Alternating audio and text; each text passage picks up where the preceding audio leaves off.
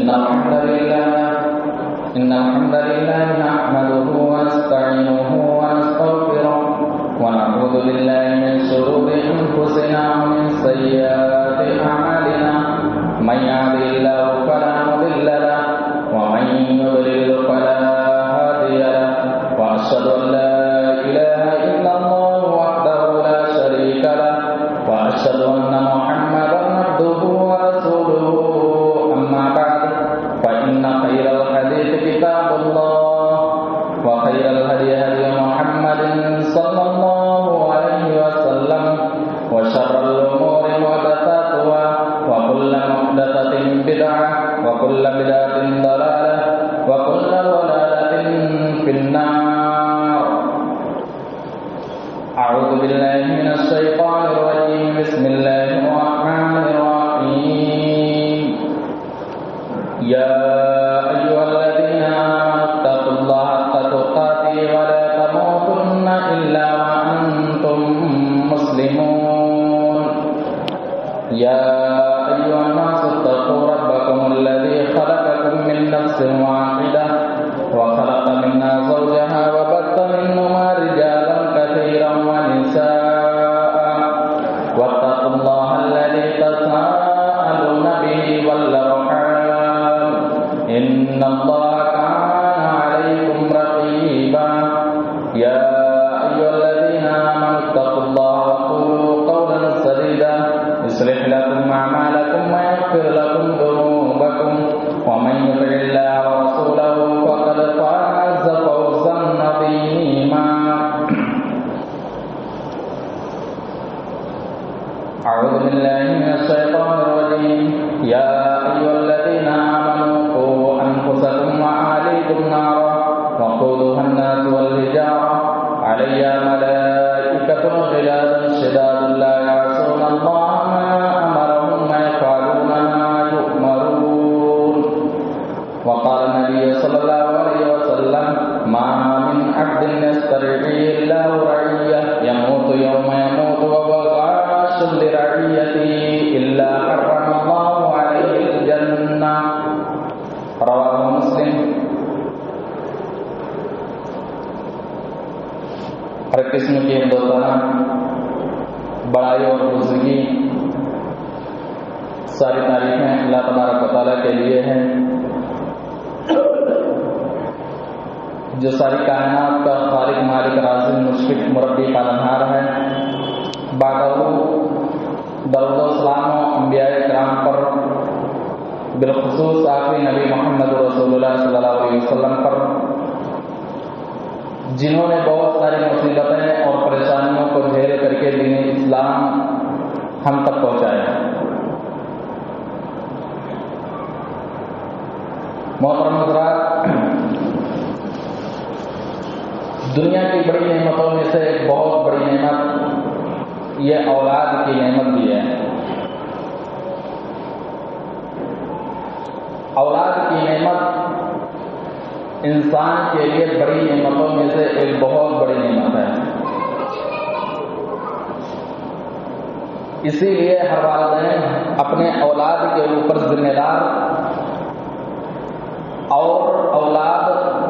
والدین کے اوپر یہ رعایا ہوتے ہیں.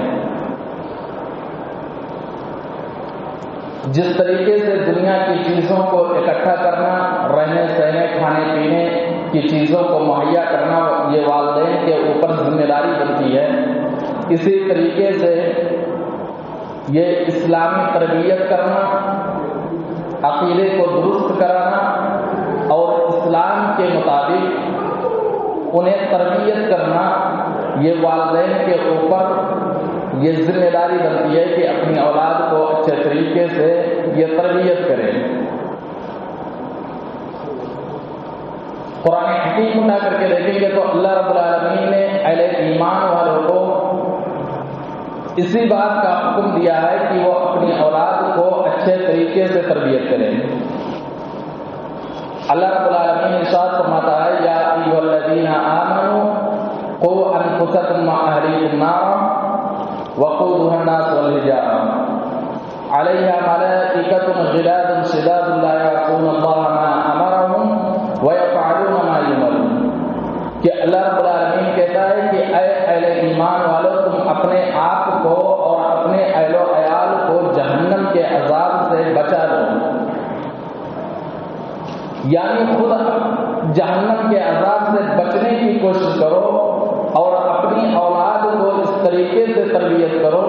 کہ تمہاری اولاد بھی مرنے کے بعد جہنم کے عذاب سے بچ جائے۔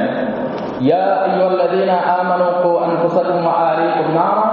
وقودها الناس والحجارہ، اللہ رب العالمین کہتا ہے کہ اس جہنم کے عذاب سے بچانے کی فکر کرو جس کا ایندھن انسان اور پتھر ہے۔ دنیا کے اندر انسان جو صاحب اولاد ہے، کوئی باپ یہ نہیں چاہتا ہے کہ ہماری اولاد آگ کے اندر داخل ہو جائے۔ تو جب دنیا کی آگ کے اندر والدین اپنی اولاد کو نہیں چاہتے کہ وہ داخل ہو جائے، تو قیامت کے دن اپنی اولاد کو کیسے وہ جہنم کے عذاب کے اندر داخل ہونا دیکھ سکتے ہیں؟ تو اللہ رب العالمین کہتا ہے کہ خود بچو جہنم کے عذاب سے اور اپنے اہل و عیال کو بھی جہنم کے عذاب سے بچانے کی فکر کرو۔ وقودها الناس والحجارہ، اللہ رب العالمین کہتا ہے کہ جس کا ایندھن انسان اور پتھر ہے۔ وقودها الناس والحجارہ، جس کا ایندھن انسان اور پتھر ہے۔ دنیا کے اندر آگ کو بھڑکانے کے لیے لکڑیوں کو اکٹھا کیا جاتا ہے، پٹرول کو ڈالا جاتا ہے تاکہ آگ اور بھڑک جائے، لیکن قیامت کے دن اللہ رب العالمین جہنم کو بھڑکانے کے لیے انسان کو داخل کرے گا اور ان پتھروں کو داخل کرے گا جن پتھروں کو لوگ اپنا معبود سمجھتے تھے، جن پتھروں کو نفع اور نقصان کا مالک سمجھا کرتے تھے۔ اللہ رب العالمین ان پتھروں کو داخل کرے گا تاکہ لوگوں کو پتہ چل جائے کہ دنیا کے اندر جسے ہم اپنا معبود سمجھتے تھے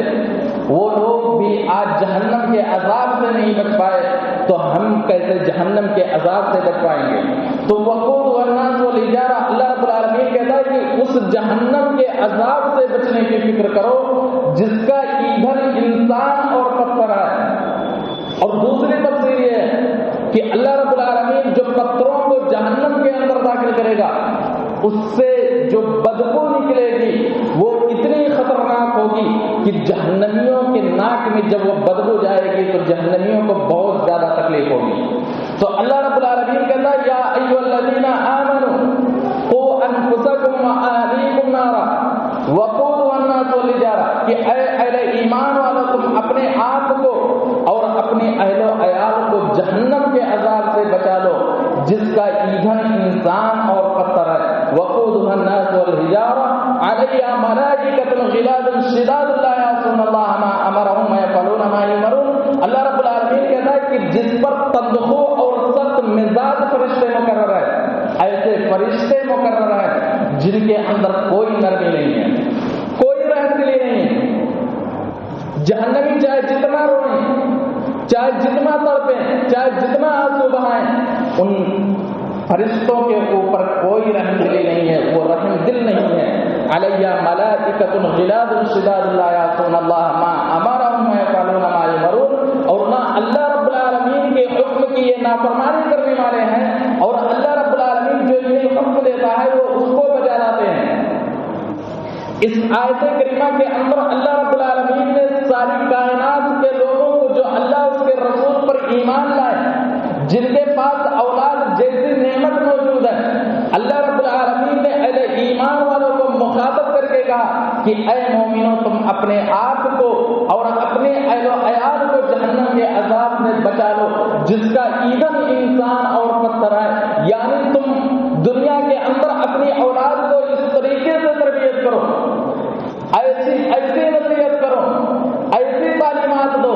کہ تمہارے مرنے کے بعد وہ اولاد صحیح راستے پر موجود رہے، وہ اولاد اللہ کے علاوہ کسی دوسرے کی پرستش نہ کرے، وہ اولاد سیدھے راستے پر ہو، اور جس طریقے سے تم سیدھے راستے پر تھے اور قیامت کے دن تم بھی جنت کے حقدار بن جاؤ، اسی طریقے سے تمہاری اولاد تمہارے مرنے کے بعد جب وہ سیدھے راستے پر ہوگی تو وہ بھی قیامت کے دن جنت کا حقدار بنے گی اور جہنم کے عذاب سے بچ جائے گی۔ تو ہمیں اپنی اولاد کو اسی طریقے سے تربیت کرنا، اچھے طریقے سے تربیت کرنا इस्लामी साँचे में ढालना है ताकि मरने के बाद वो सीधे रास्ते पर हो, अच्छे रास्ते पर हो, अल्लाह की परस्तिश करे ताकि वो क़यामत के दिन जहन्नम के अज़ाब से बच जाए और जन्नत का हकदार बन जाए। सवाल ये पैदा होता है कि नसीहत किस तरीके से करनी है, तरबियत किस तरीके से करनी है, अपनी औलाद को किस तरीके से तरबियत करनी है। कुरान हकीम उठा करके देखोगे तो कुरान हकीम के अंदर एक सूरत मिल जाएगी जिसे हम लुकमान के नाम से जानते हैं। हज़रत लुकमान हकीम ने जब अपने बेटे को नसीहत की, जब अपने बेटे को तरबियत की, तो अल्लाह रब्बुल आलमीन को वो तरबियत इतना पसंद आया कि अल्लाह रब्बुल आलमीन ने कुरान हकीम के अंदर एक मुकम्मल सूरत नाज़िल कर दी। लुकमान के नाम से अल्लाह रब्बुल आलमीन ने एक मुकम्मल सूरत नाज़िल कर दी। तफसीर के साथ आप पढ़ सकते हैं कि हज़रत लुकमान हकीम ने अपने बेटे को किस तरीके से नसीहत की थी। हज़रत लुकमान हकीम ने अपने बेटे को जो सबसे पहली नसीहत की थी, सबसे पहले शिर्क से रोका। वइज़ क़ाल लुक़मान लिब्निही वहुव यइज़ुहु या बुनय्या ला तुश्रिक बिल्लाह।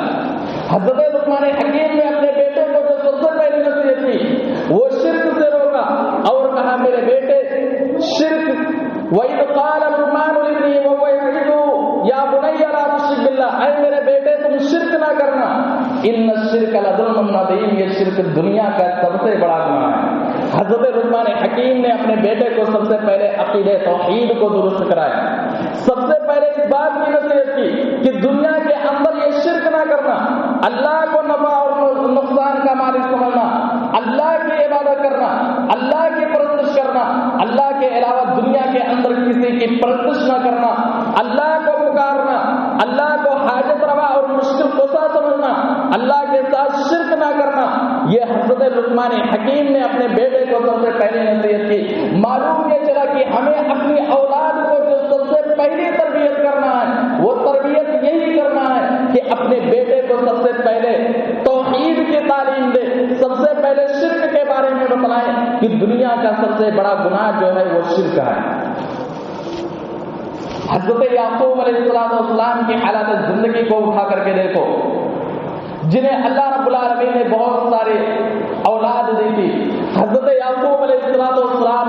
जब इंतकाल के वक्त करीब होता है, हज़रत याकूब अलैहिस्सलाम अपने सारे बच्चों को जमा करते हैं। कुरान हकीम ने नक्शा खींचा है, अम कुंतुम शुहदा इज़ हज़रा याकूब अल मौत इज़ क़ाल लिबनीही मा ताबुदून मिन बादी। हज़रत याकूब अलैहिस्सलाम ने अपने तमाम औलाद को जमा किया और जमा करने के बाद कहा, मेरे बच्चों बतलाओ, मेरे बेटों बतलाओ, मेरे मरने के बाद तुम किसकी परस्तिश करोगे।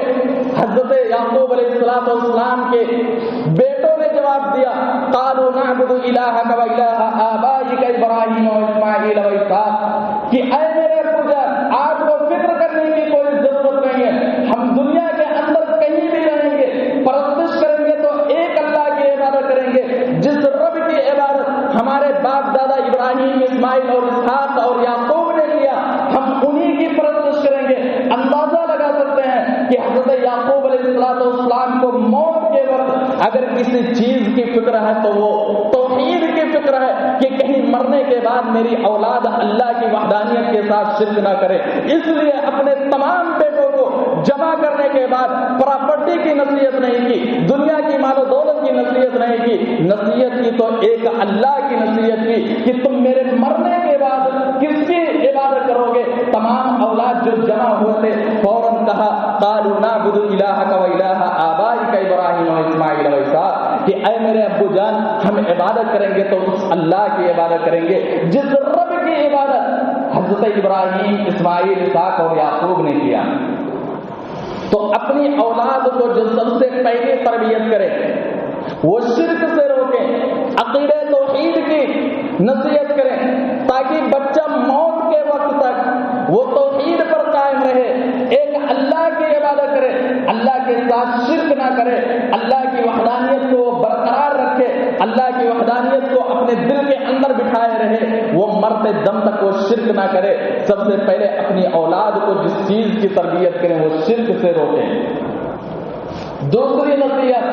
जो हज़रत लुक़मान हकीम ने अपने बेटे से की थी, ववस्सैनल इंसान الانسان بوالدیہ، حضرت لقمان حکیم نے اپنے بیٹے کو جو دوسری نصیحت کی تھی وہ نصیحت یہ تھی کہ میرے بیٹے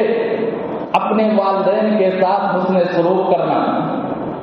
ہمیں بھی نصیحت کرنی چاہیے اپنی اولاد سے کہ بڑھاپے کے عالم میں جب والدین پہنچ جائے تو ان کے ساتھ حسن سلوک کرنا، یہ نصیحت کرنی چاہیے اپنی اولاد سے۔ اور یہاں یہ بات بھی ذکر کر دوں کہ جو والدین اپنے والدین کے ساتھ اچھا سلوک کرتے ہیں ان کی اولاد اپنے والدین کے ساتھ اچھا سلوک کرتی ہے۔ اندازہ لگا سکتے ہیں حضرت ابراہیم علیہ السلام کا باپ جو مشرک تھا، مشرک ہونے کے باوجود بھی جب انہیں توحید کا پیغام پہنچاتے ہیں تو کیا کہتے ہیں؟ یا ابت لم تعبد، اے میرے ابو جان کیوں عبادت کرتے ہیں؟ یعنی بڑے پیار و محبت سے ابو جان کہہ کر کے پکارا۔ تو حضرت اسماعیل علیہ السلام نے اپنے باپ ابراہیم علیہ السلام کو بھی کہا یا ابت افعل ما تؤمر، کہ اے میرے ابو جان جو اللہ نے حکم دیا ہے وہ کر گزریے۔ جب باپ نے اپنے باپ کے ساتھ عزت سے پیش آئے تو بیٹے نے اپنے باپ کو عزت دیا۔ معلوم یہ چلا کہ جب والدین اپنے والدین کے ساتھ اچھے سلوک کرتے ہیں، اچھا سلوک کرتے ہیں تو وہ اولاد اپنے والدین کے ساتھ حسن سلوک سے پیش آتی ہے۔ تو ہمیں نصیحت کرنی چاہیے کہ والدین کے ساتھ یہ حسن سلوک کریں۔ اس کے بعد حضرت لقمان حکیم نے جو نصیحت کی یا بنی انہا ان تک مثقال حبۃ من خردل فتکن فی صخرۃ او فی السماوات او فی الارض یأتی بها اللہ۔ حضرت لقمان حکیم نے اپنے بیٹے کو نصیحت کی، اے میرے بیٹے کوئی بھی نیکی کرو گے، انہا ان تک مثقال حبۃ من خردل فتکن فی صخرۃ او فی السماوات او فی الارض یأتی بها اللہ۔ اے میرے بیٹے کوئی بھی نیکی کرو گے، کوئی بھی گناہ کرو گے، چاہے وہ نیکی رائی کے دانے کے برابر ہو، چاہے بہت بڑا نیکی ہو، چاہے وہ گناہ رائی کے دانے کے برابر ہو یا گناہ بہت بڑا ہو، وہ گناہ اور نیکی چاہے وہ پہاڑوں میں ہو، آسمانوں میں ہو، زمین میں ہو، اللہ رب العالمین اس کو ضرور قیامت کے دن پیش کرے گا۔ اپنی اولاد کو نیکی کے بارے میں بتلائے، گناہ کے بارے میں بتلائے، چھوٹی چھوٹی نیکی اور بڑے بڑے نیکیاں اور چھوٹے چھوٹے گناہ اور بڑے بڑے گناہ کے بارے میں بتلائے تاکہ بچے کے دل کے اندر نیکیوں کی محبت پیدا ہو جائے اور گناہوں سے نفرت پیدا ہو جائے۔ حضرت لقمان حکیم نے اپنے بیٹے کو جو نصیحت کی وہ نیکی کے بارے میں نصیحت کی کہ میرے بیٹے ذرہ برابر بھی نیکی کرو گے چاہے وہ نیکی کہیں بھی ہو، اور ذرہ برابر بھی گناہ کرو گے چاہے وہ گناہ کہیں بھی ہو، کہیں بھی چھپ کر کے گناہ کرو گے، قیامت کے دن وہ نیکیاں وہ گناہ اللہ رب العالمین تمہارے سامنے ضرور پیش کرے گا۔ تو یہ حضرت لقمان حکیم نے اپنے بیٹے کو نصیحت کی۔ اس کے بعد حضرت لقمان حکیم نے اپنے بیٹے کو جو نصیحت کی وہ نماز پڑھنے کا حکم دیا۔ یا بنی اقم الصلاۃ وامر بالمعروف وانہ عن المنکر۔ حضرت لقمان حکیم نے اپنے بیٹے کو نماز کی تلقین کی، اے میرے بیٹے نماز پڑھنا، اور یہی چیز اللہ کے نبی صلی اللہ علیہ وسلم نے تمام امت مسلمہ کو بھی حکم دیا تھا، مروا اولادکم بالصلاۃ وهم ابناء 7 سنین، کہ تم اپنی اولاد کو نماز پڑھنے کا حکم دو جب وہ 7 سال کے ہو جائیں، اور جب 10 سال کے ہو جائیں نماز نہ پڑھیں تو نماز پڑھنے پر اس کی پٹائی کرو، اسے مار کر کے نماز پڑھواؤ۔ لیکن افسوس کا مقام ہے کہ جو باپ خود مسجد کا دروازہ نہیں دیکھتا، جو باپ نماز فجر میں سویا رہتا ہے، جو باپ کسی نماز میں حاضری نہیں لگاتا، اس کی اولاد مسجد میں کیسے حاضر ہو سکتی ہے؟ وہ اپنے بیٹے کو کیسے نصیحت کر سکتا ہے؟ حالانکہ قرآن حکیم کے اندر اللہ رب العالمین نے کہا تھا وَأْمُرْ أَهْلَكَ بِالصَّلَاةِ وَاصْطَبِرْ عَلَيْهَا، کہ تم اپنی اولاد کو نماز پڑھنے کا حکم دو اور خود نماز پر جمے رہو۔ معلوم یہ چلا کہ پہلے ہم نماز کے پابند بنیں گے، جب نماز کی پابندی کریں گے تو اپنی اولاد کو نماز پڑھنے کا حکم دیں گے، جب خود نمازوں سے دور رہیں گے، جب نماز فجر میں سوئے رہیں گے، ہماری اولاد کیسے نماز فجر میں آ کر کے نماز فجر کو پڑھے گی؟ تو پہلے خود ہم نماز کی پابندی کریں، پھر اپنی اولاد کو نماز کی تلقین کریں کہ اے میرے بیٹے تو نماز قائم کر۔ حضرت لقمان حکیم نے اپنے بیٹے کو نماز کی تلقین کی، یا بنی اقم الصلاۃ وامر بالمعروف وانہ عن المنکر۔ حضرت لقمان حکیم نے اپنے بیٹے کو نماز کی تلقین کی، اور تلقین کرتے ہوئے کہا اے میرے بیٹے تو نماز قائم کر وامر بالمعروف ونہی عن المنکر. اس کے بعد حضرت لقمان حکیم نے اپنے بیٹے کو نصیحت کی کہ میرے بیٹے تو بھلائی کا حکم دیتے رہنا اور لوگوں کو برائی سے روکتے رہنا. ہمیں یہ نصیحت کرنی چاہیے اپنی اولاد سے. کہیں بھی رہو، اسکول میں رہو، کالج میں رہو، پارکوں میں رہو، ہوٹلوں میں رہو یا اسی طریقے سے مارکیٹ میں رہو، ہمیشہ بھلائی کی طرف لوگوں کو دعوت دینا، برائی سے روکنا. واصبر علی ما اصابک. دنیا کے اندر کوئی بھی مصیبت آئے، کوئی بھی پریشانی آئے، کوئی بھی تکلیف آئے، اس پر صبر کرنا، واویلا نہ مچانا. یہ حضرت لقمان حکیم نے اپنے بیٹے کو نصیحت کی کہ نماز قائم کرنا، دنیا کے اندر کہیں بھی رہنا، لوگوں کو بھلائی کی طرف دعوت دیتے رہنا اور برائی سے روکنا، اور جب بھی مصیبت اور پریشانی آئے تو اس پر صبر کرنا. یہ لقمان حکیم نے اپنے بیٹے کو نصیحت کی. اس کے بعد جو نصیحت کی کہ سماج اور معاشرے کے درمیان کس طریقے سے رہنا ہے، کیسے رہنا ہے، کس طریقے سے رہنا ہے، بڑوں کا ادب اور چھوٹوں سے پیار، کس طریقے سے لوگوں سے ملنا ہے، کس طریقے سے رہنا اور جانا اٹھنا اور بیٹھنا ہے. حضرت لقمان حکیم نے اپنے بیٹے کو نصیحت کی وَلَا تُصَعِّرْ خَدَّكَ لِلنَّاسِ وَلَا تَمْشِ فِي الْأَرْضِ مَرَحًا. اے میرے بیٹے تو اپنے گال کو کھلا کر کے یعنی اکڑ کر کے زمین پر مت چلنا. اللہ رب العالمین تکبر کرنے والوں کو پسند نہیں کرتا ہے. ہمیں اپنے بیٹے کو بھی نصیحت کرنی چاہیے کہ دنیا کے اندر کہیں بھی رہنا، یہ تکبر کا اظہار نہ کرنا، بڑوں کا ادب کرنا، چھوٹوں سے پیار کرنا، یہ ساری کی ساری چیزیں ہمیں اپنی اولاد کو سکھلانی چاہیے. یہ تمام نصیحتیں تھیں جو حضرت لقمان حکیم نے اپنی اولاد کو نصیحت کی، اپنے بیٹے کی نصیحت کی. جب حضرت لقمان حکیم نے اپنے بیٹے کی نصیحت کی تو اللہ کو اتنا پسند آیا کہ قرآن حکیم کے اندر لقمان کے نام سے یہ پوری سورت بھی نازل کر دی. آج ہمیں ضروری ہے کہ ہم نصیحت اپنے اولاد کو اس طریقے سے کریں، اسی طریقے سے اپنی اولاد کو نصیحت کریں. اگر اسی طریقے سے اپنی اولاد کی نصیحت کریں گے، یقیناً جو اللہ رب العالمین نے قرآن حکیم کے اندر کہا تھا کہ اے اہل ایمان والو تم خود جہنم کے عذاب سے بچو، اپنی اولاد کو جہنم کے عذاب سے بچا لو، یقیناً وہ اولاد قیامت کے دن جنت کا حقدار ضرور بن جائے گی اگر اسی طریقے سے ہم اپنی اولاد کو نصیحت کریں گے. لیکن ہمیں اس چیز کی کوئی فکر نہیں ہے، ہمیں اس چیز کی کوئی فکر نہیں ہے. ہم یہ سوچتے ہیں کہ دنیا کے اندر کھانے پینے کی سامان مہیا کر دیں، رہنے کے لیے گھر دے دیں اور اسے دنیائی تعلیم دے دیں، بس ہمارا فریضہ عائد ہو گیا. حالانکہ یہ بات ضرور یاد رکھنا کہ قیامت کے دن محمد رسول اللہ صلی اللہ علیہ وسلم کے فرمان کے مطابق قیامت کے دن اللہ رب العالمین ہر بندے سے ضرور سوال کرے گا. جو اولاد جیسی نعمت جسے اللہ رب العالمین نے عطا کی ہے، قیامت کے دن اس تعلق سے اللہ رب العالمین ضرور سوال کرے گا. صحیح بخاری شریف کی روایت اٹھا کر کے دیکھو، اللہ کے رسول صلی اللہ علیہ وسلم نے کہا کلکم راع وکلکم مسئول عن رعیتہ، کہ تم میں سے ہر شخص ذمہ دار ہے اور ذمہ داری کے بارے میں سوال کیا جائے گا. والرجل راع فی اہلہ، آدمی اپنے گھر کا ذمہ دار ہے، اس کی ذمہ داری کے بارے میں سوال کیا جائے گا. والمرأۃ راعیۃ فی بیت زوجہا، عورت اپنے گھر کی، اپنے شوہر کے گھر کی ذمہ دار ہے، قیامت کے دن اس کی ذمہ داری کے بارے میں سوال کیا جائے گا. دنیا کے اندر اللہ رب العالمین نے جو اولاد جیسی نعمت عطا کی ہے، اگر ہم نے اچھے طریقے سے تربیت نہ کی،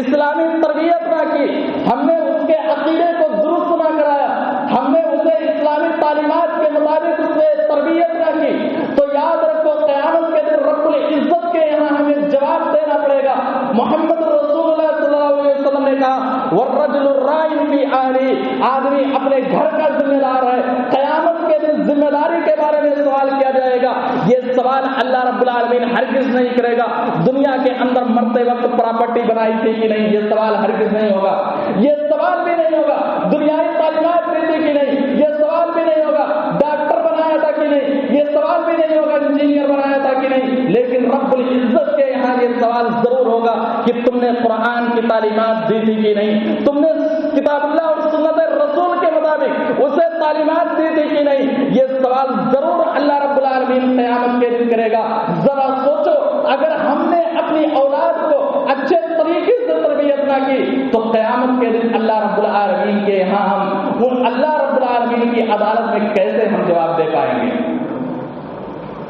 اور ایسا باپ، ایسے والدین جنہوں نے دنیا کے اندر اولاد کی نعمت پانے کے بعد اسلامی تربیت نہ کی تو قیامت کے دن وہ جنت کا حقدار نہیں بن سکتے ہیں۔ محمد رسول اللہ صلی اللہ علیہ وسلم کے فرمان کے مطابق صحیح مسلم شریف کی روایت ہے، راوی حدیث حضرت معقل بن یسار رضی اللہ تعالیٰ عنہ، حضرت معقل بن یسار رضی اللہ تعالیٰ عنہ راوی حدیث ہے، وہ بیان کرتے ہیں کہ حضرت عبید اللہ بن زیاد رضی اللہ تعالیٰ عنہ ان کے اس بیماری کی عیادت کرنے کے لیے آتے ہیں جو بیماری ان کی زندگی کی آخری تھی، یعنی اس بیماری میں حضرت معقل بن یسار رضی اللہ تعالیٰ عنہ انتقال ہو گئے۔ حضرت معقل بن یسار رضی اللہ تعالیٰ عنہ کی بیماری کی عیادت کرنے کے لیے جب حضرت عبید اللہ بن زیاد رضی اللہ تعالیٰ عنہ آتے ہیں تو حضرت معقل بن یسار رضی اللہ تعالیٰ عنہ کہتے ہیں میرے بھائی لو علمت ان لی حیاتا ما حدثتک، اگر مجھے معلوم ہوتا کہ میری زندگی اور باقی ہے تو یقیناً میں یہ حدیث تمہارے سامنے ہرگز نہ ذکر کرتا، لیکن کہیں ایسا نہ ہو کہ اس بیماری میں ہم دنیا کو چھوڑ کر چلے جائیں، اس لیے آج میں وہ حدیث تمہارے سامنے بیان کروں گا جو حدیث میں نے ڈائریکٹ محمد رسول اللہ صلی اللہ علیہ وسلم سے سنی ہے۔ حضرت معقل بن یسار رضی اللہ تعالیٰ عنہ کہتے ہیں کہ آج وہ حدیث میں تمہارے سامنے بیان کروں گا جو میں نے ڈائریکٹ محمد رسول اللہ صلی اللہ علیہ وسلم سے سنی ہے۔ اللہ کے رسول صلی اللہ علیہ وسلم نے کہا ما من عبد يسترعي الا رعية يموت يوم يموت وبقاء لرعيته الا حرم الله عليه الجنة، کہ جس انسان کو اللہ رب العالمین رعیت دے دے، ذمہ داری دے دے، ذمہ داری کو اچھے طریقے سے نہ نبھائے، دنیا کے اندر ذمہ داری کو پانے کے بعد اچھے طریقے سے نہیں نبھایا اور اس کی موت اسی حالت میں ہو گئی، قیامت کے دن اللہ رب العالمین جنت کو حرام کر دے گا اور جہنم کو واجب کر دے گا۔ ایک باپ اپنے اولاد کے لیے ذمہ دار ہے، ایک ماں اپنے اولاد کے لیے ذمہ دار ہے۔ رات کی تاریکی میں بیٹا کہاں جاتا ہے، کس کس سے ملتا ہے، یہ باپ کی ذمہ داری ہے۔ اپنی اولاد اس سے سوال کرے، رات کی تاریکی میں نکلتا ہے تو کہاں جاتا ہے، پوری رات کہاں گزارتا ہے، یہ والدین کی ذمہ داری ہے۔ بیٹی کے ہاتھ میں یہ موبائل ہے تو بات کرتی ہے، کس سے بات کرتی ہے، یہ والدین کی ذمہ داری ہے۔ اگر والدین نے اپنے اولاد کو اچھے طریقے سے تربیت نہ کی تو نبی اکرم صلی اللہ علیہ وسلم نے کہا کہ اگر اس کی موت اسی حالت میں ہو گئی تو قیامت کے دن اللہ رب العالمین جنت کو حرام کر دے گا اور جہنم کو واجب کر دے گا۔ تو یہ اولاد یہ ہمارے لیے رعایا ہیں، والدین کے لیے رعایا ہیں، والدین کی ذمہ داری بنتی ہے کہ جس طریقے سے دنیا کی چیزوں کو ہم اپنی اولاد کے لیے اکٹھا کرتے ہیں اسی طریقے سے اسلامی تعلیمات، قرآن اور حدیث کی تعلیمات اپنی اولاد کو بھی دلائیں تاکہ وہ مرنے کے بعد صحیح راستے پر ہو، وہ سیدھے راستے پر قائم رہے اور مرنے کے بعد وہ جنت کا حقدار بن جائے، جہنم کے عذاب سے بچ جائے۔ افسوس تو اس وقت ہوتا ہے کہ نبی اکرم صلی اللہ علیہ وسلم نے جو کہا تھا، صحیح بخاری شریف کی روایت ہے، اذا مات الانسان انقطع عنه عمله، کہ انسان جب دنیا کو چھوڑ کر چلا جاتا ہے سارے اعمال منقطع ہو جاتے ہیں، صرف 3 چیزیں باقی رہتی ہیں جس کی وجہ سے بندے کو ثواب ملتا رہتا ہے، ان میں سے ایک نیک اولاد بھی ہے جو اپنے والدین کے حق میں دعائیں کرتی ہیں۔ افسوس کا مقام ہے کہ دنیا والوں نے اپنی اولاد کو اس طریقے سے تعلیم دی کہ آج دنیا کی نگاہوں میں پڑھے لکھے معلوم ہوتے ہیں، لیکن افسوس کی انہیں اتنی چیزیں معلوم نہیں ہے کہ باپ کے مرنے کے بعد کون سی دعائیں پڑھی جاتی ہیں، باپ کے جنازے میں کون سی دعا پڑھی جاتی ہے۔ ہم نے ڈاکٹر تو بنایا، ہم نے انجینئر تو بنایا، بڑی بڑی اونچی ڈگریاں بھی دلائی، اور ڈگریاں دلانے کے بعد جب سماج اور معاشرے کے اندر میرے بیٹے نے قدم رکھا تو پھول اور مالے سے استقبال کیا، لیکن افسوس کہ ہم نے دینی تعلیمات نہیں دلائی جو مرنے کے بعد کم سے کم اللہ کے سامنے جب اس کے ہاتھ کو اٹھے تو رب کے سامنے یہ ہاتھ اٹھے، رب ارحمہما کما ربیانی صغیرا، لیکن بیٹے کو اتنا معلوم نہیں ہے کہ رب سے جو دعا کی جاتی ہے والدین کے حق میں وہ کون سی دعا کی جاتی ہے۔ ہم نے یہ تعلیمات نہیں دلایا، ہم نے یہ تعلیم نہیں دلایا جو مرنے کے بعد والدین کے حق میں دعائیں کر سکے۔ تو جہاں ہم دنیائی تعلیمات اپنے اولاد کو دلائیں، اسی طریقے سے ہم ساتھ ہی ساتھ دینی تعلیمات دلائیں تاکہ دنیا کے اندر وہ اولاد صحیح راستے پر ہو، سیدھے راستے پر ہو، مرنے کے بعد وہ جنت کا حقدار بن جائے۔ اسلاف کی حالات زندگی کو اٹھا کر کے دیکھو، ہمارے اسلاف کس طریقے سے اپنے اولاد کو تربیت کیا کرتے تھے، کس طریقے سے نصیحت کیا کرتے تھے۔ محدث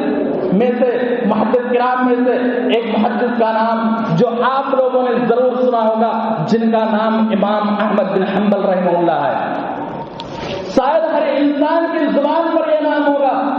امام احمد بن حنبل رحمہ اللہ کا نام ہر ایک انسان جانتا ہوگا، لیکن آپ ان کی حالات زندگی کو اٹھا کر کے دیکھو گے تو آپ کو پتا چلے گا کہ اس مقام پر پہنچانے والی ان کی ماں تھی، جن کے باپ دنیا کو چھوڑ کر چھوٹی سی عمر میں چلے گئے تھے، چھوٹے سے بچے تھے، باپ دنیا کو چھوڑ کر چلے جاتے ہیں، ماں یہ ذمہ داری اپنے کندھے پر سوار کرتی ہے، اپنے کندھے پر یہ ذمہ داری لیتی ہے اور کہتی ہے میرے بیٹے تمہیں گھبرانے کی ضرورت نہیں ہے، میرے بیٹے تمہیں گھبرانے کی ضرورت نہیں ہے۔ بیٹا کہتا ہے میری ماں، میرا باپ دنیا کے اندر نہیں ہے، میری ماں مجھے قرآن کا حافظ بننا ہے، حافظ قرآن بننا ہے۔ ماں کہتی ہے تیرا باپ دنیا کے اندر نہیں ہے، کوئی بات نہیں، ایک ماں ہے جو ہم تجھے سیدھے راستے کی طرف لے چلیں گے، جو قرآن کی تعلیمات کی طرف لے چلیں گے۔ وہی ماں جن کا شوہر دنیا کے اندر موجود نہیں ہے، اپنے چھوٹے سے بچے کو، امام احمد بن حنبل رحمہ اللہ کو، رات کی تاریکی میں جگاتی ہے، نماز تہجد پڑھتی ہے، پانی گرم کرتی ہے، اپنے بیٹے کو وضو کراتی ہے، نقاب لگا کر کے باحجاب ہو کر کے مسجد کے دروازے تک اپنے بیٹے کو پہنچاتی ہے، اور وہ بیٹا حافظ قرآن بن کر کے نکلتا ہے۔ اندازہ لگاؤ، باپ دنیا کے اندر موجود نہیں ہے، یتیمی کی زندگی گزارنے والے امام احمد بن حنبل رحمہ اللہ، ایک ماں جب ذمہ داری کو اپنے کندھے پر لیتی ہے تو وہی ماں رات کی تاریکی میں تہجد کی نماز پڑھ کر کے جب اپنے بیٹے کی تربیت کرتی ہے اور اپنے بیٹے کو وضو کرا کر کے رات کی تاریکی میں نماز فجر کے وقت مسجد تک پہنچاتی ہے، جس رات وہاں کوئی لائٹ نہیں ہوا کرتا تھا، رات کے اندھیرے میں اکیلے اپنے بیٹے کو لے کر کے مسجد کے دروازے پر پہنچایا کرتی تھی، وہی امام احمد بن حنبل رحمہ اللہ حافظ قرآن بن کر کے نکلتے ہیں، اور بڑے ہوتے ہیں۔ جب اور بڑے ہوتے ہیں کہتے ہیں میری ماں مجھے حدیث کی تعلیمات بھی سیکھنی ہے۔ ماں اپنے بیٹے کے لیے کھانے پینے کی سامان مہیا کرتی ہے، کھانے پینے کی سامان کو اکٹھا کرتی ہے، گھر کے باہر اپنے بیٹے کو کر دیتی ہے اور کہتی ہے میرے بیٹے یہ کھانے پینے کے سامان ہیں، جا اب تو اللہ کے راستے میں نکل جا۔ بغداد سے نکلتے ہیں مکہ کی طرف، کہتے ہیں میری ماں دروازہ کھول دے۔ امام احمد بن حنبل رحمہ اللہ کی ماں کہتی ہے جا میں نے اللہ کے حوالے تجھے کر دیا ہے، جا تو اللہ کے راستے میں نکل جا اور تو حدیث کی تعلیمات حاصل کرنے کے بعد لوٹنا۔ امام احمد بن حنبل رحمہ اللہ اپنی ماں کی بات کو سن کر کے مکہ کی طرف روانہ ہوتے ہیں، 3 اور 4 مرتبہ وہ راستہ بھولتے ہیں، دعا کرتے ہیں، استغفار کرتے ہیں، اللہ راستہ کی طرف رہنمائی کرتا ہے۔ مکے میں جا کر کے، مدینہ میں جا کر کے محدث بن کر کے نکلتے ہیں، جنہیں آج ہم امام احمد بن حنبل رحمہ اللہ کے نام سے ہم جانتے ہیں، جو بہت بڑے محدث تھے، جو دنیا ان کا نام نہیں بھول سکتی ہے۔ معلوم یہ چلا کہ ایک ماں جب اپنے کندھے پر جب تربیت کی ذمہ داری لے کر کے نکلتی ہے تو انہی کی گود سے نکلنے والا وہی بیٹا حافظ قرآن اور محدث بن کر کے نکلتا ہے۔ ماں تربیت کس طریقے سے کیا کرتی تھی، نماز تہجد پڑھ کر کے اپنے بیٹے کو تربیت کرتی تھی، بیٹا محدث بن کر کے نکلتا تھا۔ شیخ الاسلام ابن تیمیہ رحمہ اللہ ان کو اتنے بڑے محدث بنانے میں ان کے پیچھے بھی ان کی ماں کا ہاتھ تھا، جس کی وجہ سے وہ اتنے بڑے عالم بن کر کے گزرے تھے۔ جب ماں اپنی ذمہ داری سمجھتی ہے، اچھے طریقے سے تربیت کرتی ہے، تو یقیناً وہ سیدھے راستے کی طرف بیٹا بڑھتا ہے جو اسلام کا داعی بن کر کے نکلتا ہے۔ اسی طریقے سے اللہ کے رسول صلی اللہ علیہ وسلم نے کہا تھا ما من مولود الا یولد علی الفطرہ،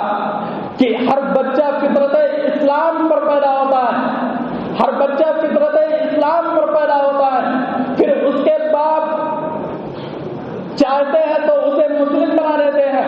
اس کے باپ چاہتے ہیں تو یہودی بنا دیتے ہیں، اس کے بعد چاہتے ہیں تو نصرانی اور مجوسی بنا دیتے ہیں۔ یعنی بچہ جب پیدا ہوتا ہے تو فطرت اسلام پر ہوتا ہے۔ جب بچے کی تربیت ملتی ہے تو اسلام کی تعلیمات اچھے طریقے سے سیکھتا ہے، لیکن والدین کی تربیت جب نہیں ملتی ہے تو وہ اولاد اچھے طریقے سے تربیت نہیں حاصل کر سکتا ہے۔ ایک ماں جس طریقے سے اپنی اولاد کو اچھے طریقے سے تربیت کر کے محدث کے پوسٹ پر پہنچا دیتی ہے، اسی طریقے سے جب اسی کے پیٹ سے جنم لینے والی اولاد جب وہی ماں سیدھے راستے پر نہیں ہوتی ہے تو انہی کی گود سے جنم لینے والا انسان چور اور ڈاکو بن کر کے بھی گزرتا ہے۔ اسی ہندوستان کے اندر ایک نام آپ کو مل جائے گا، سلطان ڈاکو کے نام سے مل جائے گا، جسے انگریزوں نے پکڑ کر کے پھانسی کی سزا سنا دی تھی۔ جب وہ پھانسی کے پھندے پر لٹکنے والا تھا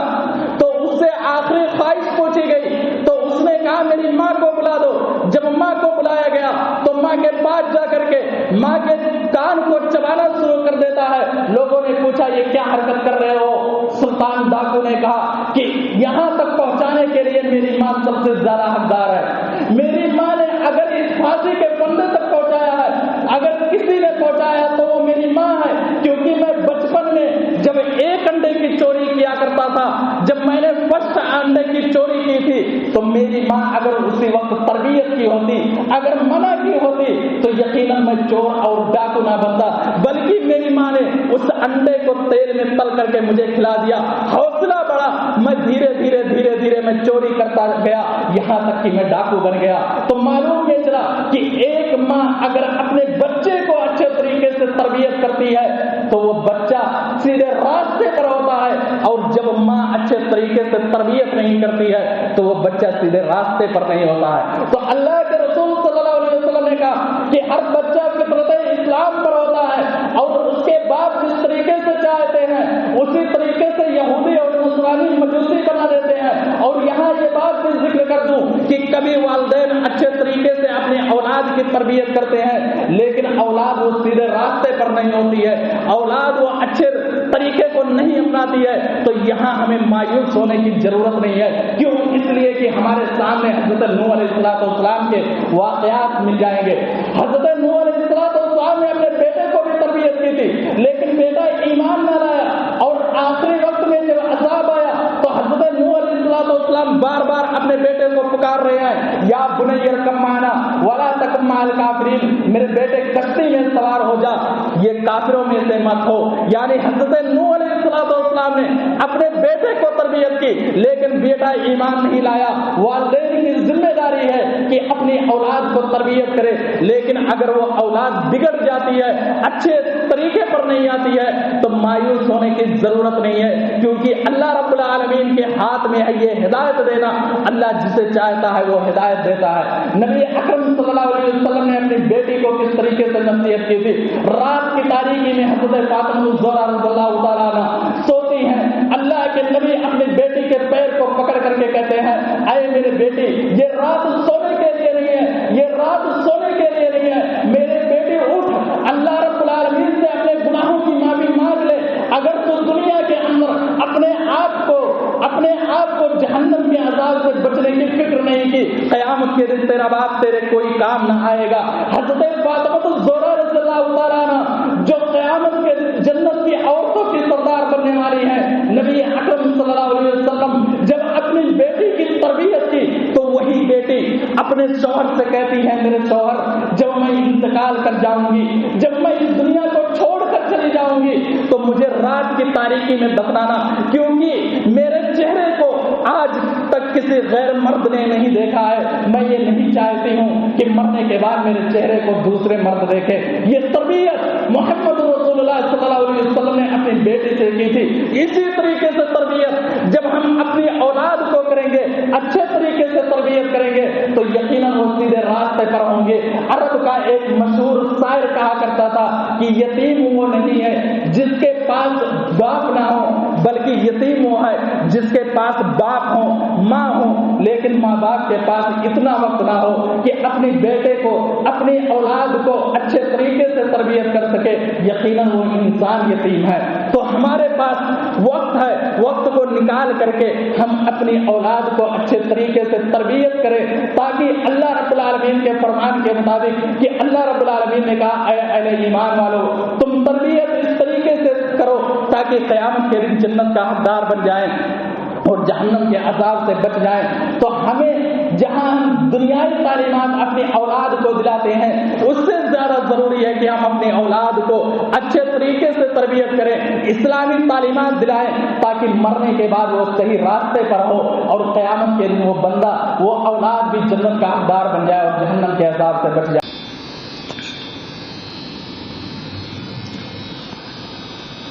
محترم ناظرین، پردہ نشین مائیں اور بہنیں،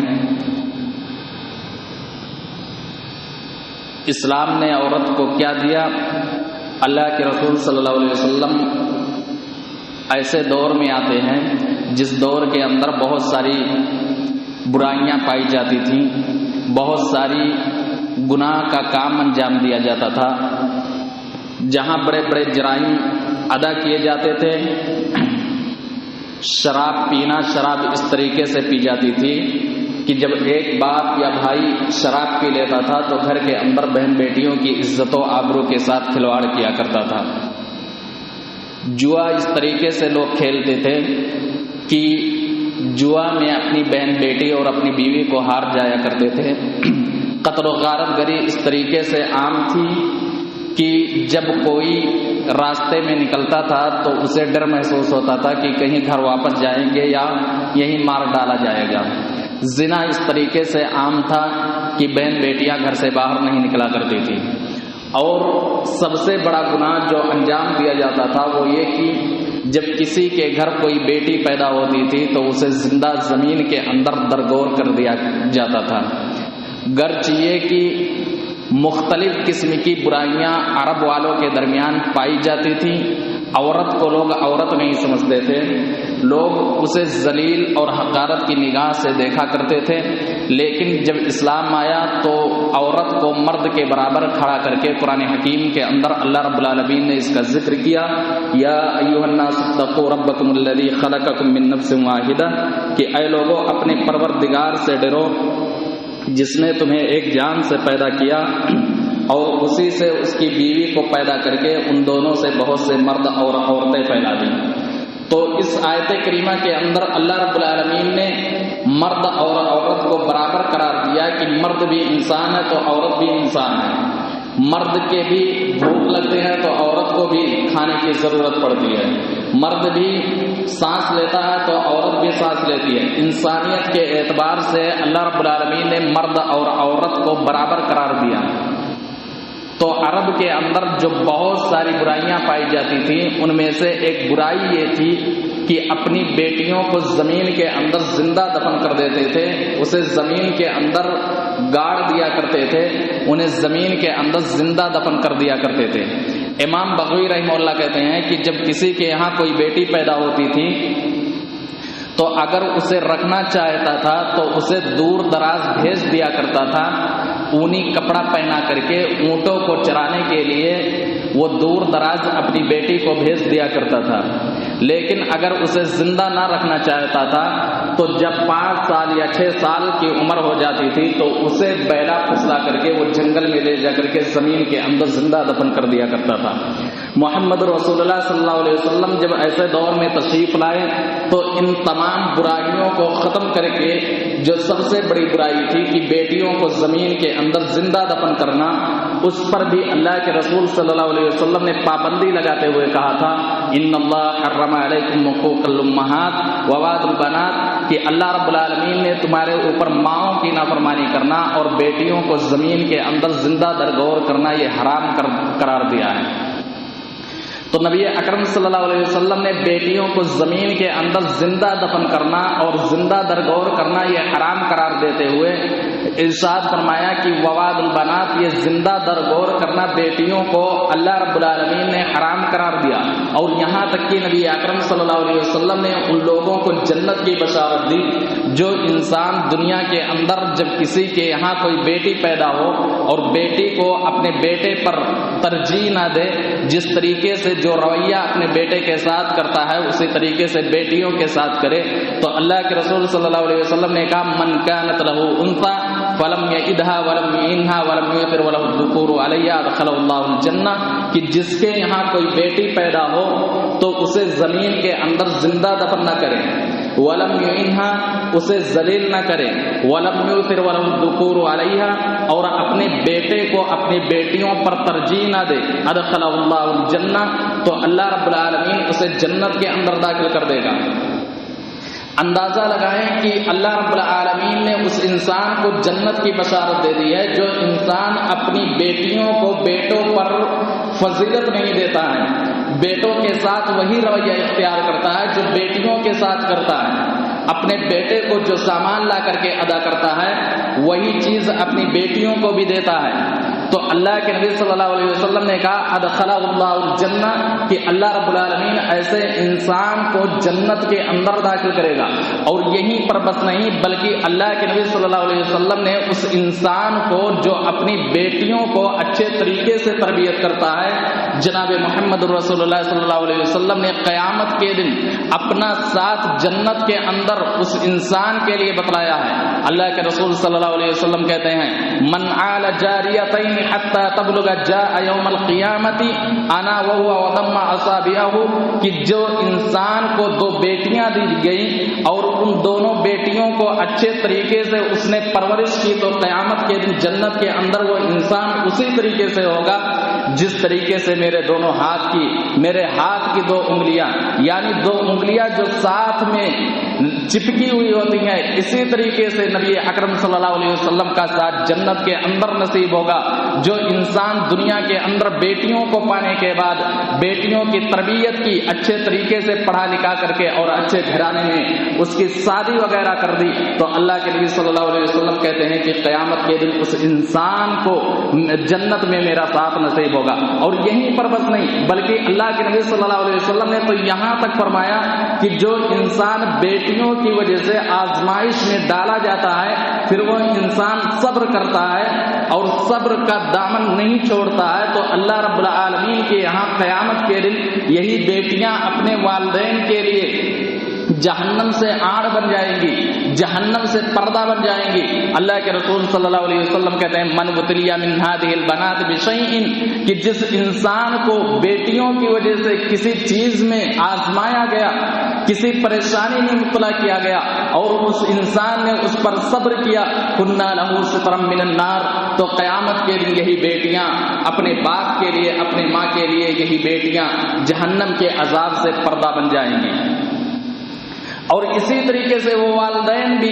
وہ ماں بھی جو اپنی بیٹی کی وجہ سے، اپنی بیٹی کی وجہ سے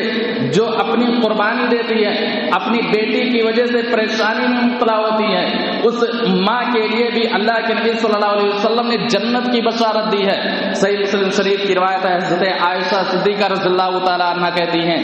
کہ ایک عورت میرے پاس آتی ہے جو ایک مسکینہ عورت تھی، جو غریب گھرانے سے تعلق رکھنے والی تھی،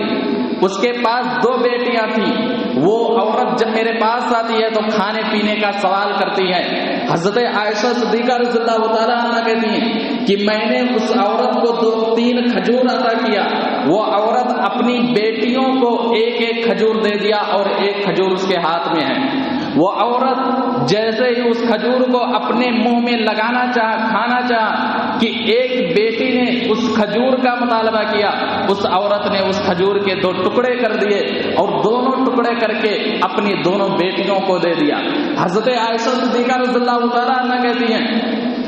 کہ میں یہ منظر دیکھ رہی تھی کہ ایک ماں اپنی بیٹی کے لیے بھوک کو کس طریقے سے برداشت کرتی ہے، ایک ماں اپنی بیٹی کے لیے کس طریقے سے قربانیاں پیش کرتی ہیں۔ اللہ کے نبی صلی اللہ علیہ وسلم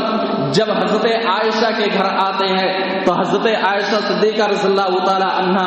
یہ منظر ذکر کرتی ہیں، تو تو حضرت عائشہ صدیقہ رضی اللہ تعالی عنہا جب یہ منظر کو ذکر کرتی ہیں تو اللہ کے رسول صلی اللہ علیہ وسلم نے کہا ان اللہ قد اوجب لها بالجنہ، کہ اللہ رب العالمین نے اس عورت کے لیے جنت کو واجب کر دیا ہے۔ معلوم یہ چلا کہ ایک ماں جب اپنی بیٹی کی وجہ سے مصیبت اور پریشانی میں ہوتی ہے، اپنی بیٹی کی وجہ سے تکلیف میں ہوتی ہے، تو اللہ رب العالمین اس ماں کو بھی قیامت کے دن جنت کا حقدار بنایا ہے اور جنت اس کے لیے بھی واجب کر دیا ہے۔ تو بیٹیوں کی وجہ سے کوئی بھی پریشانی ہو، کوئی بھی تکلیف ہو، باپ اگر اپنی بیٹیوں کی وجہ سے آزمائش میں ڈالا جاتا ہے، باپ کے لیے اللہ رب العالمین نے جنت میں جگہ دے رکھا ہے۔ باپ قیامت کے دن نبی اکرم صلی اللہ علیہ وسلم کے ساتھ ہوگا، باپ قیامت کے دن وہی بیٹیاں باپ کے لیے پردہ بن جائیں گی اور ماں کے لیے وہی بیٹیاں قیامت کے دن جنت کا حقدار بنائیں گی۔ تو جناب محمد رسول اللہ صلی اللہ علیہ وسلم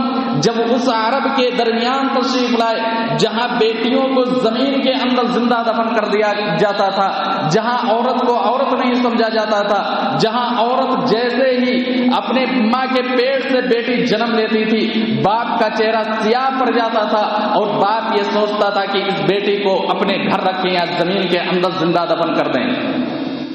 قرآن حکیم اٹھا کر کے دیکھو، اللہ رب العالمین کہتا ہے وَإِذَا بُشِّرَ أَحَدُهُم بِالْأُنثَىٰ ظَلَّ وَجْهُهُ مُسْوَدًّا وَهُوَ كَظِيمٌ يَتَوَارَىٰ مِنَ الْقَوْمِ مِنْ سُوءِ مَا بُشِّرَ بِهِ أَيُمْسِكُهُ عَلَىٰ هُونٍ لَّمْ يَدُسُّهُ فِي التُّرَابِ، کہ جب تم میں سے کسی کو بچی کی بشارت دی جاتی تھی تو باپ کا چہرہ سیاہ پڑ جاتا تھا، يَتَوَارَىٰ مِنَ الْقَوْمِ، وہ قوم سے اپنے چہرے کو چھپا کر کے پھرتا تھا،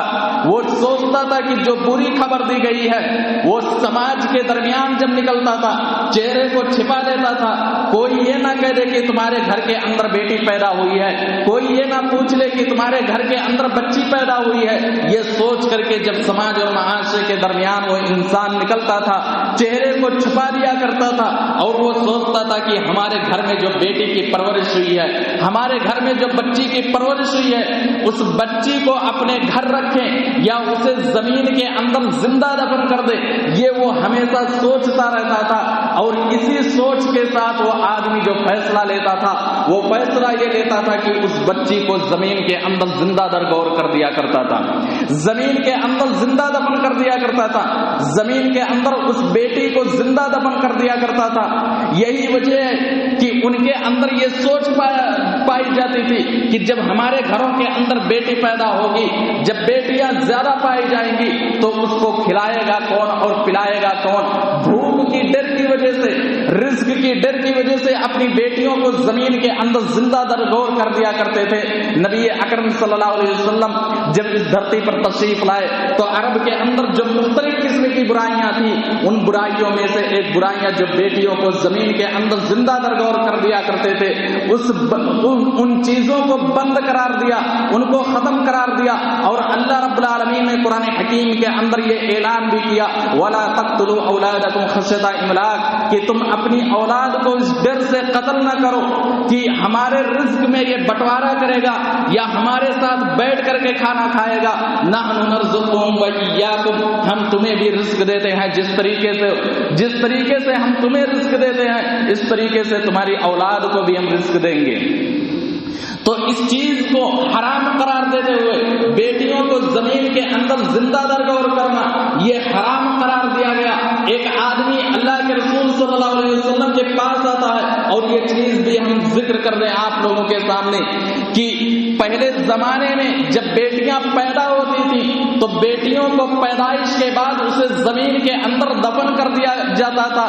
ذلت اور رسوائی برداشت نہیں کر پاتا تھا وہ باپ اور یہ سوچتا تھا لوگ یہ سمجھیں گے ہمارا مذاق اڑائیں گے، یہ وہ چیز برداشت نہ کرنے کی وجہ سے اسے زمین کے اندر زندہ درگور کر دیا کرتا تھا۔ لیکن آج کے دور میں ہمارے دلوں کے اندر یہ خوف پیدا ہوتا ہے کہ جب ہمارے 2-4 بچے ہو جائیں گے تو ہماری پراپرٹی کا بٹوارا کریں گے، جس کی وجہ سے ایک ماں اپنے رحم مادر کے اندر سے یہ چیزیں ختم کرا دیتی ہیں۔ اللہ کے رسول صلی اللہ علیہ وسلم نے تو یہاں تک کہا جاء یوم القیامہ، قیامت کے دن وہ بچہ جو رحم مادر سے ختم کرا دیا گیا، قیامت کے دن وہ بچہ اپنی ماں کے پستان سے لپٹ کر کے وہ کہے گا اے اللہ یہ وہ میری ماں ہے جو دنیا کے اندر میری نہیں ہوئی، اے اللہ یہ وہ میری ماں ہے جو دنیا کے اندر آنکھیں کھولنے سے پہلے ہمیں اس دنیا کے اندر مار ڈالا تھا، اے اللہ جس طریقے سے دنیا کے اندر یہ میری نہیں ہوئی، اے اللہ تو آج قیامت کے دن تو اس کا نہ ہو، لہذا وہ ماں قیامت کے دن جہنم کا حقدار بن جائے گی۔ اسی لیے ایک آدمی جب اللہ کے رسول صلی اللہ علیہ وسلم سے سوال کرتا ہے اور کہتا ہے اللہ کے رسول سب سے بڑا گناہ بتلائیے، کون سا سب سے بڑا گناہ ہے؟ تو اللہ کے رسول صلی اللہ علیہ وسلم کہتے ہیں، اللہ کے رسول صلی اللہ علیہ وسلم کہتے ہیں کہ سب سے بڑا گناہ اللہ رب العالمین کے ساتھ شرک کرنا ہے، رب العالمین کے ساتھ شرک کرنا ہے، یہ سب سے بڑا گناہ ہے۔ پھر دوسرے نمبر پر اللہ کے رسول صلی اللہ علیہ وسلم نے کہا ان تقتل ولدک خشیۃ ان یطعم معک، کہ تم اپنی اولاد کو اس ڈر سے قتل نہ کرو کہ یہ ہمارے ساتھ بیٹھ کر کے کھانا کھائے گا، ہمارے رزق میں بٹوارا کرے گا، یعنی اسی ڈر کی وجہ سے آج سماج اور معاشرے کے اندر بہت ساری مائیں اور بہت سارے ایسے لوگ پائے جاتے ہیں کہ دو بچے ہونے کے بعد جب رحم مادر کے اندر تیسرا بچہ جنم لیتا ہے تو اسی رحم مادر سے اس کو ختم کرا دیتے ہیں۔ جناب محمد رسول اللہ صلی اللہ علیہ وسلم سورہ تکویر کی آیت کریمہ تلاوت کر کے ساری امت کے اندر یہ اعلان کر دیا تھا وَإِذَا الْمَوْءُودَةُ سُئِلَتْ بِأَيِّ ذَنبٍ قُتِلَتْ، کہ جب زندہ درگور کی ہوئی لڑکیوں سے سوال کیا جائے گا بِأَيِّ ذَنبٍ قُتِلَتْ، کس گناہ کی بنیاد پر، کس جرم کی بنیاد پر، کس جرم کی بنیاد پر تجھے زمین کے اندر زندہ دفن کر دیا گیا تھا، وہ لوگ بھی اس آیت کریمہ سے مراد ہے جو عورتیں اپنی رحم مادر کے اندر سے اپنے بچے کو ختم کرا دیتی ہیں، وہ قیامت کے دن اللہ رب العالمین ان تمام لوگوں سے سوال کرے گا کہ کس جرم کی بنیاد پر اور کس گناہ کی بنیاد پر تجھے زمین کے اندر یا تمہیں ختم کر دیا تھا؟ وہ جواب دے گی اے اللہ میرا کوئی جرم نہیں تھا، میرا صرف اتنا گناہ تھا کہ مجھے بیٹی بنا کر کے تو اس ظالم باپ کے گھرانے کے اندر پیدا کر دیا۔ تو عرب کے اندر جب کوئی بیٹی پیدا ہوتی تھی تو بیٹی پیدا ہونے کی وجہ سے وہ آر محسوس کرتا تھا، زمین کے اندر زندہ دفن کر دیا کرتا تھا۔ محمد رسول اللہ اس دنیا کے اندر تشریف لائے، بیٹیوں کی فضیلت بیان کی اور جنت کا حقدار بنایا کہ باپ جب بیٹی کی وجہ سے آزمائش میں ڈالا جاتا ہے باپ قیامت کے دن جنت کا حقدار بن جائے گا۔ تو وہی مکہ والے اپنی بیٹی کی تربیت اس طریقے سے کرنے لگے اور اپنی بیٹی کی پیدائش پر جو شرم محسوس کیا کرتے تھے اپنی بیٹی کی پیدائش پر وہی مکہ والے فخر محسوس کرنے لگے۔ حضرت جلیبیب رضی اللہ تعالیٰ عنہ کا وہ واقعہ اٹھا کر کے دیکھو، اللہ کے نبی صلی اللہ علیہ وسلم کے پاس آتے ہیں اور اللہ کے نبی صلی اللہ علیہ وسلم کے پاس حضرت جلیبیب رضی اللہ تعالیٰ عنہ کا آتے ہیں، چہرے سے وہ سانولے ہیں، کالے اور کلوٹے ہیں، مالداری میں وہ سب سے غریب ہیں، خاندانی اعتبار سے وہ سب سے زیادہ کمزور ہیں، نہ ان کے پاس گھر ہے، نہ کھانے کے لیے سامان ہے، نہ پہننے کے لیے کپڑا ہے، اور صورت کے اعتبار سے وہ سب سے کالے ہیں۔ اللہ کے نبی صلی اللہ علیہ وسلم کے پاس جب آتے ہیں تو اللہ کے رسول صلی اللہ علیہ وسلم کہتے ہیں اے جلیبیب تم شادی کر لو، تم نکاح کر لو۔ وہ جلیبیب کہتے ہیں اللہ کے رسول ذرا بتلاؤ مجھے کون اپنی بیٹی عطا کرے گا؟ اللہ کے رسول صلی اللہ علیہ وسلم کہتے ہیں جاؤ فلاں انصاری کے گھر چلے جاؤ، اس کی بیٹی جوان ہے اور پیغام پہنچا دو کہ نبی اکرم صلی اللہ علیہ وسلم نے بھیجا ہے تم اپنی بیٹی کی نکاح مجھ سے کر دو۔ حضرت جلیبیب رضی اللہ تعالیٰ عنہ خوشی کی وجہ سے دوڑتے ہوئے اس کے گھر جاتے ہیں، سلام کرتے ہیں اور پیغام پہنچاتے ہیں کہ جناب محمد رسول اللہ صلی اللہ علیہ وسلم نے بھیجا ہے۔ وہ صحابی وہ انصاری صحابی خوشی کی وجہ سے اپنے گھر کے اندر جاتے ہیں کہ آج جناب محمد رسول اللہ صلی اللہ علیہ وسلم نے سلام بھیجا ہے۔ اللہ کے رسول صلی اللہ علیہ وسلم کا سلام سن کر کے وہ خوش ہو جاتے ہیں۔ وہ جلیبیب رضی اللہ تعالیٰ عنہ کہتے ہیں کہ آگے سنیے کہ اللہ کے نبی نے کہا کہ تم اپنی بیٹی کا نکاح مجھ سے کر دو۔ ماں اندر سے جواب دیتی ہے کہ بھلا بتلاؤ وہ انسان جو شکل و صورت کے اعتبار سے سانولا ہے، جو مالداری کے اعتبار سے سب سے غریب ہے، جو نہ خاندانی اعتبار سے اونچا ہے، نہ مال و دولت کے اعتبار سے اونچا ہے، نہ اس کا کوئی مدینہ کے اندر گھر بھی ہے، نہ پہننے کے لیے کپڑا ہے، نہ کھانے کے لیے کچھ بھی نہیں ہے، اور میری بیٹی تو ایک خوبصورت اور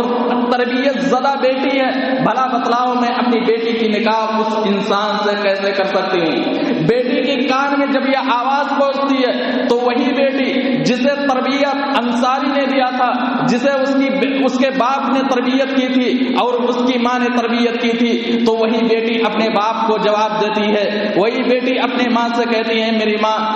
ماں میرا نکاح اس انسان سے کر دیجئے، کیونکہ بھیجنے والے جناب محمد رسول اللہ صلی اللہ علیہ وسلم ہیں، ان کی شکل و صورت مت دیکھو، ان کی مالداری مت دیکھو، بلکہ جناب محمد رسول اللہ صلی اللہ علیہ وسلم نے اگر بھیجا ہے تو کوئی خیر ہوگی، چنانچہ اس لڑکی کا نکاح اس آدمی سے کر دیا جاتا ہے۔ اندازہ لگائیں میری مائیں اور بہنیں کہ کس طریقے سے ایک بیٹی کی تربیت جب باپ نے اور ماں نے مل کر کے اپنے بیٹی کی تربیت کی، اور جناب محمد رسول اللہ صلی اللہ علیہ وسلم کا فرمان اس نے اپنے کان میں سنا تو فوراً لبیک کہہ دیا۔ اس نے یہ نہیں سوچا کہ شکل و صورت کے اعتبار سے خوبصورت نہیں ہے، مال و دولت کے اعتبار سے مالدار نہیں ہے اور غربت کی زندگی گزار رہے ہیں، اس نے یہ نہیں سوچا، بلکہ یہ سوچا کہ جناب محمد رسول اللہ صلی اللہ علیہ وسلم کا فرمان ہے تو لبیک کہہ دیا۔ اور جب اس کی نکاح اس انسان سے ہوتی ہے، صحابی رسول کہتے ہیں کہ مدینہ کے اندر وہ انسان سب سے زیادہ مالدار انسان بن گئے۔ یہ جناب محمد رسول اللہ صلی اللہ علیہ وسلم جب یہ فضیلت ذکر کرتے ہیں کہ من عال جاریتین حتی تبلغ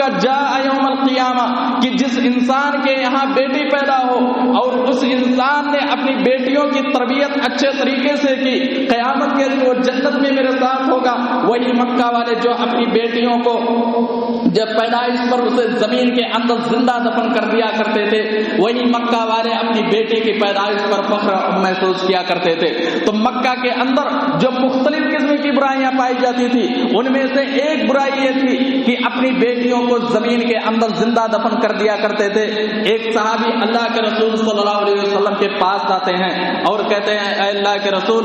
میرے اندر بہت ساری برائیاں پائی جاتی ہیں، ان میں سے ایک برائی یہ ہے کہ میں نے اپنی بیٹی کو زمین کے اندر زندہ درگور کیا ہے۔ اے اللہ کے نبی، کیا اللہ رب العالمین ہمارے گناہ کو معاف کرے گا کہ نہیں؟ اللہ کے رسول صلی اللہ علیہ وسلم کہتے ہیں ذرا وہ واقعہ بتلاؤ،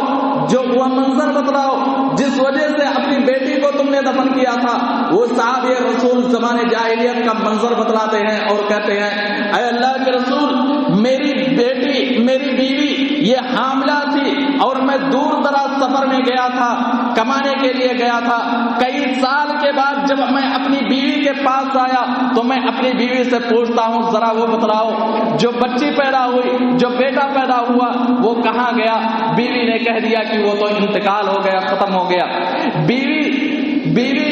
اپنی بچی کو میرے سامنے پیش کرتی تھی، وہ بچی سے مجھے محبت ہو گئی اور بچی سے اتنا محبت ہو گیا کہ بیوی نے دیکھا کہ بچی سے محبت ایک باپ کو زیادہ ہو گئی۔ میں پوچھتا تھا کہ یہ بیٹی کون سی ہے، کہاں کی رہنے والی ہے؟ تو بیوی کہتی ہے کہ یہ پڑوس کی رہنے والی یہ بیٹی ہے۔ چنانچہ جب مجھے سب سے زیادہ اس بچی سے محبت ہوا تو بیوی ایک دن آ کر کے کہتی ہے میرے شوہر، یہ بیٹی کسی غیر کی بیٹی نہیں ہے، یہ بیٹی کہیں دوسرے گھر سے تعلق رکھنے والی نہیں ہے، بلکہ یہ وہ بیٹی ہے جو میرے پیٹ سے جنم لیا ہے۔ وہ آدمی کہتا ہے کہ اے اللہ کے رسول، جب میری بیوی نے بتلایا کہ یہ تمہاری بیٹی ہے تو میرے دل کے اندر، میرے جسم میں آگ پھیل گیا اور میں نے یہ سوچا کہ اپنی بیٹی کو زمین کے اندر زندہ درگور کر دوں گا۔ وہ صحابی رسول کہتے ہیں کہ میں اپنی بیٹی کو جو 5 سال یا 6 سال کی عمر میں تھی، نیلا دھلا کر کے اچھے کپڑے پہنا کر کے جنگل کی طرف لے گیا، گڈھا کھودنے لگا اور جیسے ہی گڈھا کھودتا تھا مٹی میرے جسم پر آتی تھی، میری بیٹی دوڑ کر کے آتی تھی اور اس کو صاف کرتی تھی، کہتی تھی اے میرے ابو جان، اتنی محنت کرنے کی کیا ضرورت ہے؟ وہ صحابی رسول کہتے ہیں میرے دل پر پتھر بند گیا تھا، مجھے ترس نہیں آتا تھا، میں نے جب گڈھا کھود لیا تو اپنی اپنی بیٹی کو زمین کے اندر اور اس گڈھے میں ڈھکیل دیا. میری بیٹی روتی ہوئی تڑپتی ہوئی کہہ رہی تھی میرے ابو جان تم کیوں اس زمین کے اندر مجھے دفن کر کے جا رہے ہو؟ کیا جرم تھا میرا؟ کس جرم کی بنیاد پر آج تم مجھے زمین کے اندر زندہ درگور کر رہے ہو؟ کیوں مجھے زمین کے اندر دفن کر رہے ہو؟ یہ سننا تھا کہ محمد رسول اللہ صلی اللہ علیہ وسلم رونے لگے, آنکھوں سے آنسو جاری ہو گئے اور رونے لگے, داڑھی آنسو سے تر ہو گئی. جناب محمد رسول اللہ صلی اللہ علیہ وسلم نے کہا اے مکہ والو تمہیں اپنی بیٹیوں کے باپ بننے پر شرم محسوس ہوتی ہے تو تم اپنی بیٹیوں کو مجھے دے دو, میں ان کا باپ بننے کے لیے تیار ہوں, لیکن اپنی بیٹیوں کو زمین کے اندر زندہ درگور نہ کرو. وہی مکہ والے جو اپنی بیٹیوں کو زمین کے اندر دفن کر دیا کرتے تھے, عورت کو ذلیل کیا کرتے تھے, عورت کا حقوق ادا نہیں کرتے تھے, وہی اسلام جب آیا تو وَإِذَا الْمَوْءُودَةُ سُئِلَتْ بِأَيِّ ذَنبٍ قُتِلَتْ کہہ کر کے عورت کا وہ مقام دے دیا, بیٹی کا وہ مقام دے دیا کہ وہی مکہ والے جو اپنی بیٹیوں کو زمین کے اندر زندہ درگور کر دیا کرتے تھے, وہی بیٹی جب ان کے گھر کے اندر پیدا ہوتی تھی تو اس پر وہ فخر محسوس کیا کرتے تھے. اور خود جناب محمد رسول اللہ صلی اللہ علیہ وسلم, خود اللہ کے رسول صلی اللہ علیہ وسلم اپنی بیٹی سے بے انتہا محبت کیا کرتے تھے, کثرت سے محبت کیا کرتے تھے. حدیث اٹھا کر کے دیکھو گی تو آپ کو پتا چلے گا کہ اللہ کے رسول صلی اللہ علیہ وسلم جب دعوت و تبلیغ کا کام شروع کیا, اللہ کے رسول صلی اللہ علیہ وسلم مکہ کی گلیوں سے گزرتے ہیں, پتھر کی برسات ہوتی ہے, اتنے مارتے ہیں کہ بے ہوش ہو کر کے گر پڑتے ہیں. اللہ کے رسول صلی اللہ علیہ وسلم مکہ کی گلیوں میں بے ہوش ہو کر کے گر پڑتے ہیں. لوگوں نے حضرت فاطمہ الزہرا رضی اللہ تعالی عنہا کے پاس گئے, کہا اے بیٹی جاؤ تمہارا باپ مکہ کی گلیوں میں پڑا بے ہوش ہو کر کے پڑے ہوئے ہیں. فاطمہ الزہرا رضی اللہ تعالی عنہا دوڑتی ہوئی آتی ہیں, اپنے باپ کے پاس پانی کا پیالہ لے کر کے بیٹھ جاتی ہیں اور کہتی ہیں اے مکہ والو تم میرے باپ کو مت ستاؤ, میرے باپ کو مت مارو, میرا باپ تو وہ ہے جو تمہیں ایک اللہ کی طرف دعوت دے رہا ہے. حضرت فاطمہ الزہرا اپنے باپ کے چہرے کو دیکھ کر کے روتی جا رہی ہیں, آنکھوں سے گرنے والے آنسو جب جناب محمد رسول اللہ صلی اللہ علیہ وسلم کے جسم پر گرتے ہیں تو اللہ کے رسول صلی اللہ علیہ وسلم اٹھ پڑتے ہیں, دیکھتے ہیں میری بیٹی میرے سامنے بیٹھ کر کے رو رہی ہے. اللہ کے نبی کہتے ہیں اے مکہ والو تم نے مجھے مارا کوئی بات نہیں, مجھے تکلیف دیا کوئی بات نہیں, مجھے پریشانی میں ڈالا کوئی بات نہیں, لیکن مجھے جو سب سے زیادہ تکلیف ہے وہ تکلیف یہی ہے کہ تم نے میری بیٹی کو رلایا. یاد رکھو فاطمہ تو بزت منی فمن ابغضا فقد ابغضنی, کہ جس نے میرے فاطمہ کو, فاطمہ میرے جسم کا ٹکڑا ہے, جس نے میرے فاطمہ کو گالیاں دی, جس نے میرے فاطمہ کو برا بھلا کہا اس نے میرے فاطمہ مجھے برا بھلا کہا, جس نے میرے فاطمہ سے محبت کی اس نے مجھ سے محبت کی. اللہ کے رسول صلی اللہ علیہ وسلم مکہ والوں کے درمیان کہہ رہے ہیں کہ فاطمہ میرے جسم کا ٹکڑا ہے.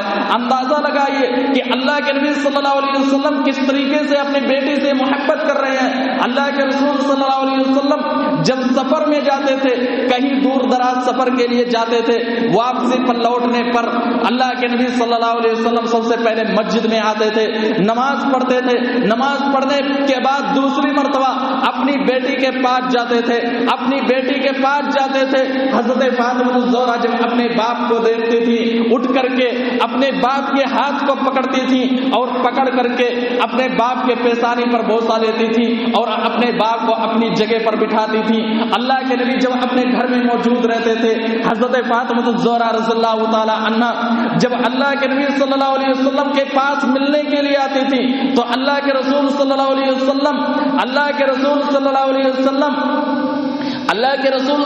وسلم اٹھ کر کے کھڑے ہو جاتے تھے, اپنی بیٹی کے پیشانی پر بوسہ لیتے تھے اور اپنی وہ چادر بھی بچھا دیتے تھے جس چادر کے بارے میں اللہ رب العالمین نے قرآن حکیم کے اندر یا ایھا المزمل اور یا ایھا المدثر کہہ کر کے پکارا. اس چادر کو زمین پر بچھا دیتے تھے اور اپنی بیٹی کا استقبال کر کے ان کے پیشانی پر بوسہ لے کر کے انہیں بٹھا دیا کرتے تھے. اندازہ لگائیے کہ کس طریقے سے جناب محمد رسول اللہ صلی اللہ علیہ وسلم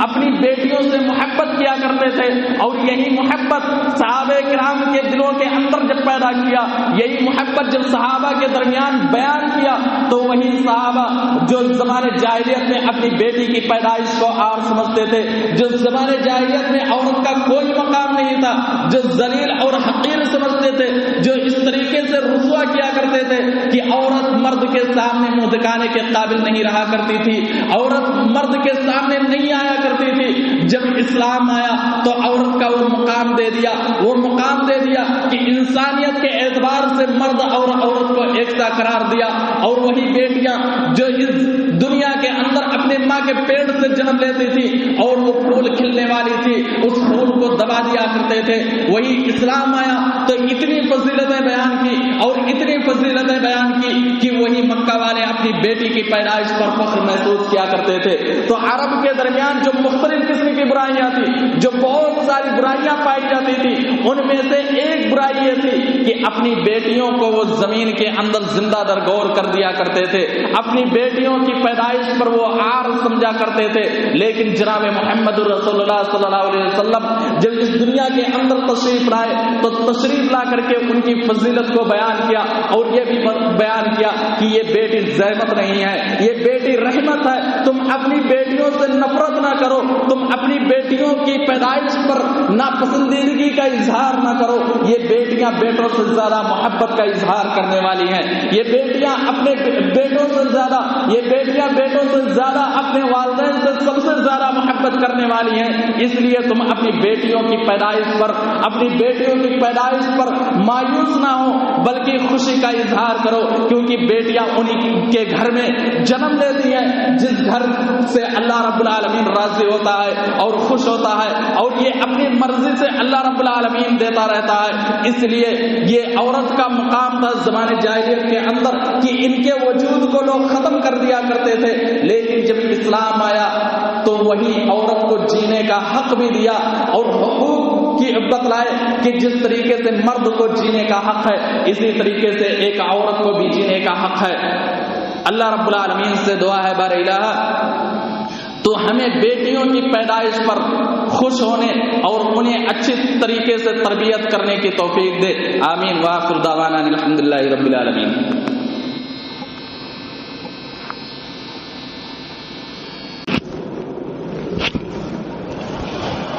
إن الحمد لله نحمده ونستعينه ونستغفره ونعوذ بالله من شرور أنفسنا ومن سيئات أعمالنا من يهد الله فلا مضل له ومن يضلل فلا هادي له وأشهد أن لا إله إلا الله وحده لا شريك له وأشهد أن محمدا عبده ورسوله أما بعد فإن خير الحديث كتاب الله